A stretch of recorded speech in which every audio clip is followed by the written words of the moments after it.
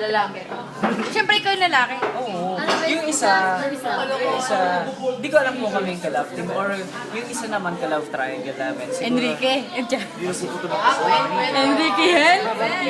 Tapos gusto ko ako yung panalang yung lagi na parang, pero yung story, parang point of view ng lalaking lagi.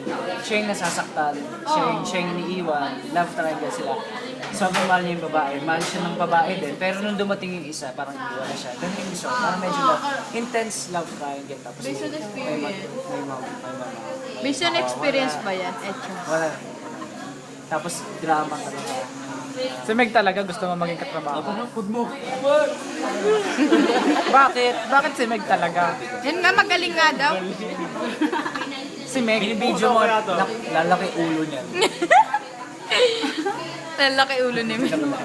Hala, magkikita ka. Good luck. Kita ka na. Good luck, man. Galingan mo. And congrats sa'yo. Hindi, totoo yan. Sana magkatrabaho tayo.